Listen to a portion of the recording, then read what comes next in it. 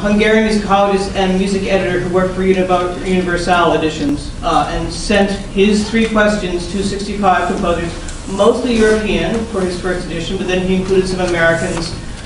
In this book are Milton Babbitt, Elliott Carter, Gunther Schuller, Lucas Boss, various Americans. Nobody on this stage, so these are new questions for them. His questions are actually written in a fairly verbose manner, so I'm going to use the paraphrases that are in the intro. So the first question is, do you as a composer draw inspiration from life experience or from, say, the natural world?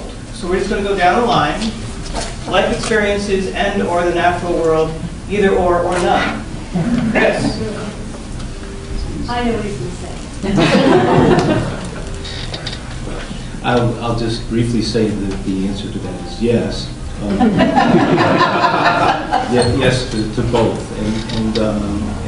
but in a way that I want to clarify, because for me, the life experience and being in nature are connected, but they're connected in the sense that I try to walk long enough in the woods or the mountains. I usually follow what Henry David Thoreau said about his walks. A walk that's less than 4 hours is a useless walk. So I walked for a long time, and it took me a while to discover why he did that. In fact, it took several times of walking at least that long to discover that what happens is that your mind becomes exhausted, as well as your body, and you stop talking in your mind. And what then happens is you get silent in that exhaustion, and at least for me, you start hearing things. I take a notebook in a very old-fashioned 19th century way, like many composers in the past have done, and I very often find myself writing furiously. And I find myself writing furiously in a way that doesn't come from my past or my previous experience, but instead through listening to that natural world, listening to the quietness inside my own self. And these songs are an early example of what that experience has become in terms of music art. Chris? Eddie? I don't really feel that my music springs from nature or Life experience. life. Well, of course, everything comes from it. No, all kinds of things. I use it as a basis for what I'm going to write. I think of something and start writing, and sometimes the piece isn't about that at all. It's about music. It seems to want to grow once I get started. And, well, one piece is called Spectrum. And I remember I was driving home with my husband for a concert in New York. And I began thinking he had a new, what do you call them? The camera that prints out the pictures, which was called a Spectra, that model that he bought, a Spectrum. Well, of course, that made me think of the spectrum and different things that it means, a rainbow or the spectrum of the sound. Many different kinds of spectrums are used in sound. So that became part of it. And then I thought, well, how can I express a spectrum musically? So I started by every movement started first very high instruments only, and then adding a little, and the third movement adding more. There were 5 movements altogether. And by the last one, I was using the whole range. But, inside all that, there was just music, and it wouldn't have made any sense unless the music made sense without thinking of spectrum. It was just a crutch. So Right. Thank you very much. Thanks, Ben. Louis. I can't divide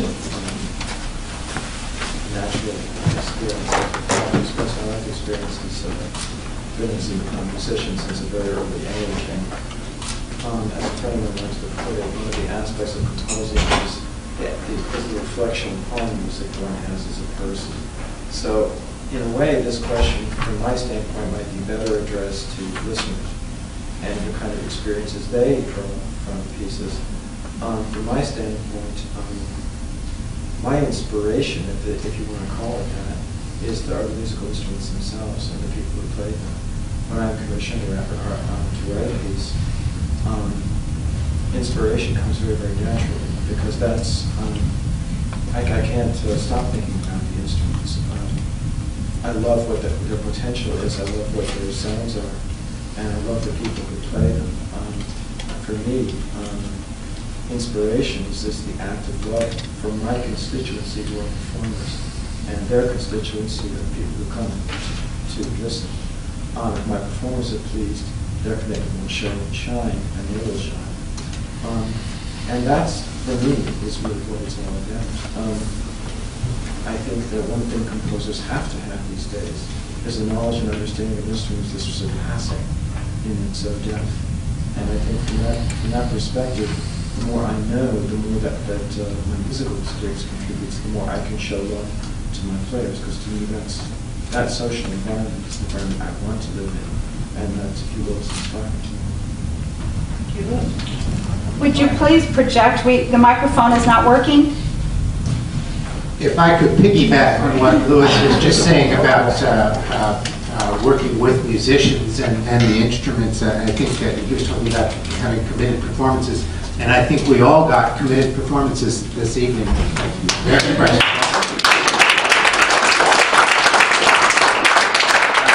But to come back to the question, to me, music is goop. You can throw it at anything, it will stick. And if you throw it at nature, it will stick. If you throw it at life experience, it will stick. Or you can just hold it in your hand and it sticks to itself. I think it works just fine on its own. And I've found that in my music, I feel like I can always attach any composition to a story. I can write program music. I can write music that is pictorial. I can write music that is just music. I mean, for me, that's the wonderful thing about music. It has that elasticity to it. Well, I guess my problem with the question is, if life experience includes the experience of music, sure. Primary motivation, the primary thing that comes into me is from music itself and all the things it can do, and above all, as has just been said very eloquently, the experience of working with performers. I can't tell whether the audience has gotten what I wrote. They applaud. Okay, they applaud. Maybe they're applauding politely. I can tell from the sound of the applause how much they understood what I wrote. But I can tell that when the performers have understood it, when they have heard what I have heard, I can't notate all that stuff. They have to understand what I've written. And that's a very, very gratifying experience. And that's an experience that I like to have again and again. And so in that sense, sure, okay, experience is important, but only if that experience is understood as primary music.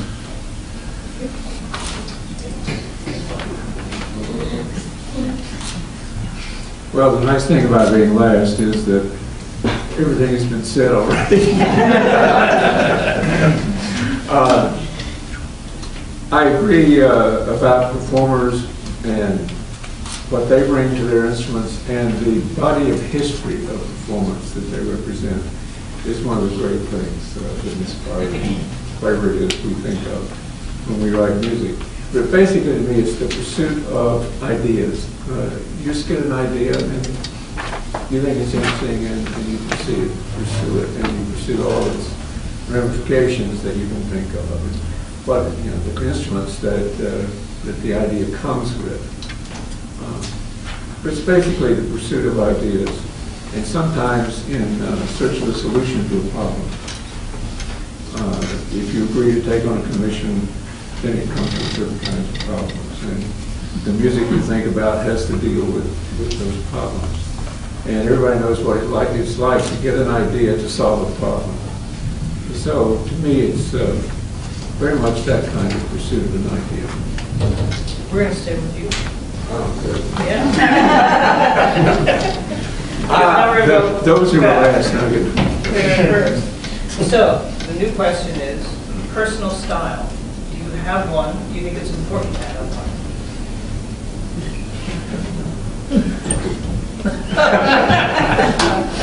I really don't know. My personal style is related to the way you perceive ideas and the solutions to the problems these ideas present.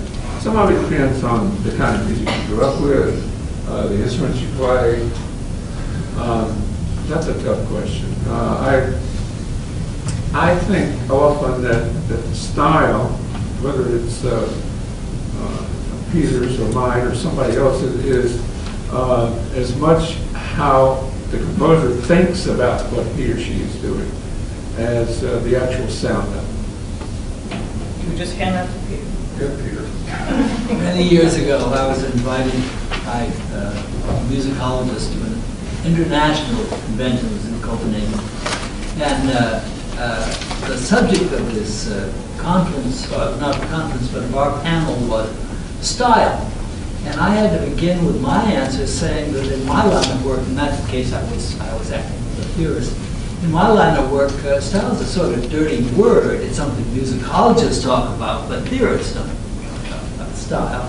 They talk about structure, and they talk about all the kinds of things composers talk about. And they generally don't talk about style. That's for music critics. That's not for serious people who actually make music. And sure, do we have personal style? Sure, we have personal style. We have personal style in the way we talk. We have personal style. Not much of it in the way we dress. And we can't help but have a personal style as composers because it's the way we address the problems we address. Now, does that mean that I couldn't write a piece that made use of somebody else's style? Well, I don't think I could do Stravinsky as well as I did, and I wouldn't dare actually. But we do occasionally think of style in a positive way. But generally, that's not a principal concern. We're concerned with getting a piece done and making the piece make sense and getting it together in a way that will make sense to performers, first of all, and ultimately, maybe even to an audience. And that doesn't necessarily have much to do with style. Style is a pretty superficial kind of thing.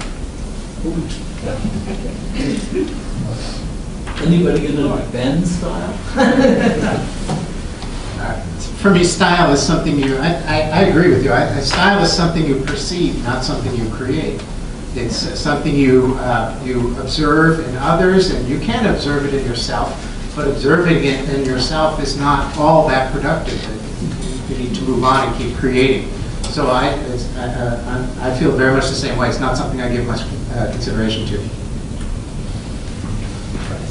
Yeah, style is none of my business. I think I tell my students that it's an evolving aspect of composing for me, and I really don't worry about it at all. It doesn't press me. I agree with Peter. There's certain things I can't help doing. I can pretend to be very eloquent, and you'll decide whether I'm actually eloquent or not. So that's a decision again for listeners to make a statement about. The only thing I think that I ask of myself is to push myself as far as I possibly can in perception, and to just push myself under any circumstances to go as far into something as I possibly can. That doesn't create a style, however, that's just a compositional act. I have to say, I don't consider style important to me. Musicologists can find it about my music, maybe, if they're ever interested. But I don't set out to write a piece in my Dillon style. It just comes. Some of you may be old enough in the room to remember what Edwin Nee said about pornography in terms of the definition. He said, I know it when I see it. And, I feel that way about style from the hearing perspective. I know it when I hear it. So I guess I have to be the odd man out here and say that I think about style all the time in order to resist it. And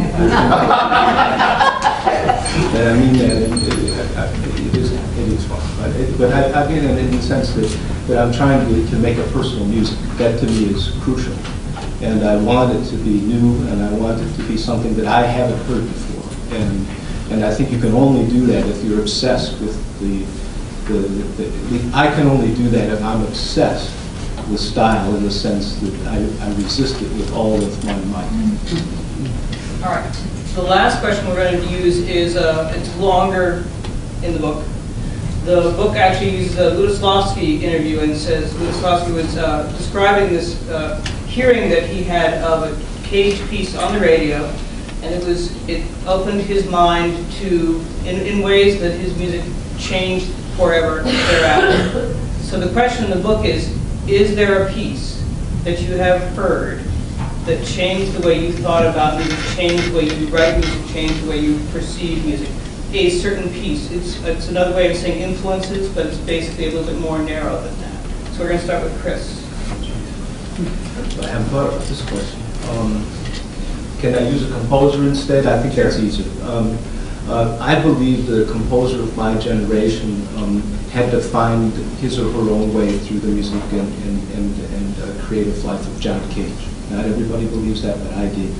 I thought that was the person that would be the equivalent of what Schoenberg said regarding harmony and Cage's inability to write good music harmonically. And Schoenberg apocryphally said to Cage, harmony will be like a wall then. And Cage's response was, then I'll beat my head against that wall.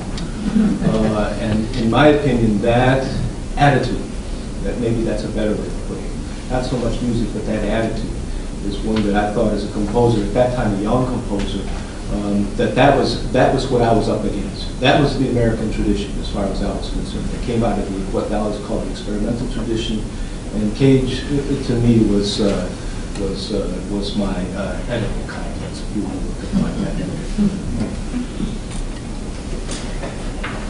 Well, I had a pretty prosaic musical education. Up until I went to Juilliard, really. I went through college. I learned to play a little bit of violin so I could understand it. And I practiced old music, classical music, beautiful stuff. And then I went to Juilliard and wow. I think the person that jarred me most was Bartok. Wow, he doesn't do anything the right way, and it's so wonderful. And I want to be like that. Of course, that broadened out to many, many other composers, but I think he was the first.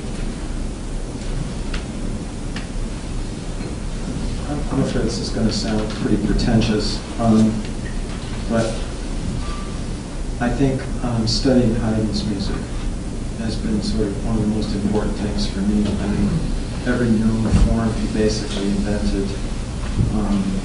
His ability to work with any kind of material is just stupendous.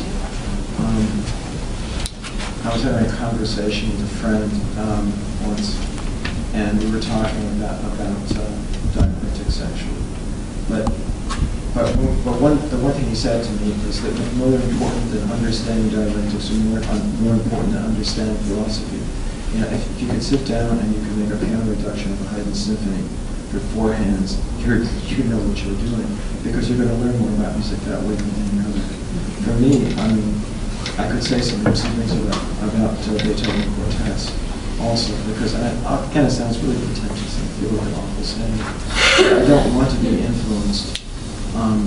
But I want to be very careful about the influence of that which I'm hearing in contemporary music. I want to learn as much as I can, but as far as the influences, the things that really change the way I think about music, the more I study Haydn, but when I study like Beethoven, the more I really, really learn about interesting ways to put things together, because those guys did things that were just ungodly. I think I'm going to stick with just naming a composer because the list of works could go on and on. But one composer that really changed the way I thought about music and its possibilities was the medieval composer Guillaume de Machaut. Just encountering his works and just immersing myself in his works just was astonishing to me how much he invented that was lost, of course, for many centuries, but was worth coming back to. I guess I have to go a while back. When I was 9, I became a voice soprano. I got paid for it. When I was 11, I was 10. I sang my first Brahms record, and I just thought the world has changed. And when I was 11, I sang Mrs. Solemnis, and I just couldn't believe it. I mean, my mind, I was totally shaken by it. Okay, a little more like what the question "me" was meant for. First piece I heard other people doing that really knocked my socks off. I was 13 when I heard my first record, and I couldn't believe it. So my father said, "Go buy yourself a score." And I did. I still have it. It's falling apart, but the piece certainly changed the world.